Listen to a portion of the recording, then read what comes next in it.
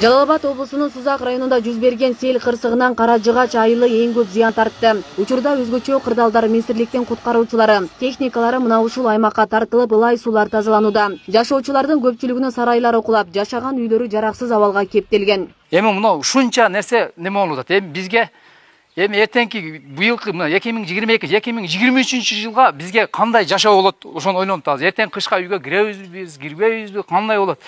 Же башка жактан чектиребиз бизге? Кандай кылат? Бизге караңгы. Азыр биздин яшигелигибизде ушу ылайларды тазалап, марка-берки кылып атат. Мамлекетке да рахмат. МЧС келди, айыл өкмөттөрдөн немелер келип атат, мугалимдер, ушу иштегендердин баары келип атат. Рахмат ушу элге дагычы, ушу немеге дагы. Эми бул жерде мисалы үчүн мына Сайфиддин Атайбеков айыл өкмөтү, Барпындын айыл өкмөтү, ушулар ушул каналды каздырыш керек эле да. Мисалы үчүн мынягын Барпык каздырыш керек эле, биягын Сайфиддин Атайбеков каздырыш керек эле. Ушуну кылышкан эмес 5-6 жылдан беричи. Мына эми мына тилсиз жоо келип, баары жокты каптап, мына канчалаган чыгымдарга учурап атат. Мына үйлөрдүн тегеректерин алып таза, мындан жерде алып аткансың. Буяка трактор алыш керек экен да. Трактор жардам менен алып атабыз. Так биз кол менен үйүнө кирип чыкканга, туалетке барганга, ишин алып тазалаганга ошол үйлөр ишин тазалап атабыз. Кара Жыгач эң опасный болгонуна байланыштуу көп жабыркаган турак жайлар бүгүнкү күндө тазалоо иштери жүргүзүлүп атат.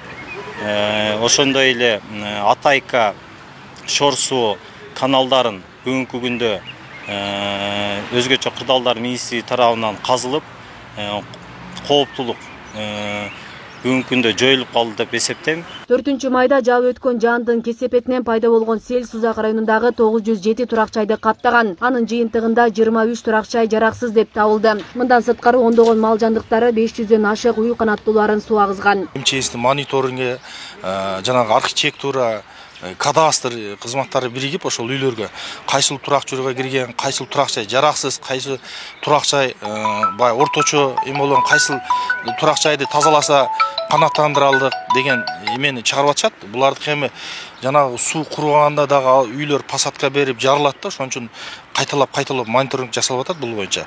Анан ветеринардык служба ошол малдардын, мисалы бир жылкы баш, 3 жанагы мал жандыгы, 3 баш эшек, 60 баш тоок, ушу өрдөк бар жогун жөжөлөрдөн бери эсептеп чыгышып бүгүнкү күндө жыйынтыгын алар дагы берип атышат. Мен өкмөткө келип, мынерден адам бер, жардам бер деп дагы келдим неме кылып. Материалдык чыгым тарткан тургундар атайын түзүлгөн штабка келип, өздөрүнүн маселелерин айтып даттанып жатышат. Анткени менен азырынча чыгымдар толугу менен эсептелип чыга элек. Жабырлануучуларга кандай жардам берилери да белгисиз. Президенттин Жалал Абад облусундагы өкүлү Абсатар Сыргабаев кайсы бир өлчөмдө компенсация төлөнөрүн билдирүүдө. Бүгүнкү күндө бардыгы эсептелип бүткөндөн кийин биз министрлер кабинетинин төрагасына кат жолдойбуз. Ушунун маселесин чечип компенсация берүү боюнча. Эми туура айттыңыз, камсыздандыруудан өтпөгөн турак жайларды азыр компенсация берүү жагы да мындай мыйзамга туура келбей калып атат. Азыр эми биз бул боюнча ушул президентке кайрылабыз. Президент өзү карап чечим кабыл алып берет.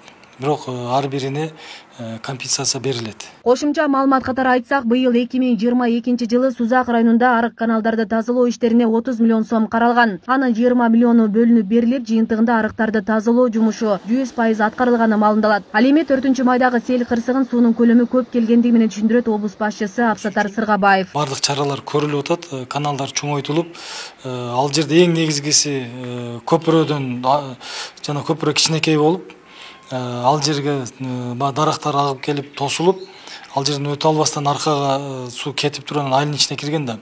Бүгүнкү күндө көпүрөнү бузуп салдык, бардыгын толугу менен.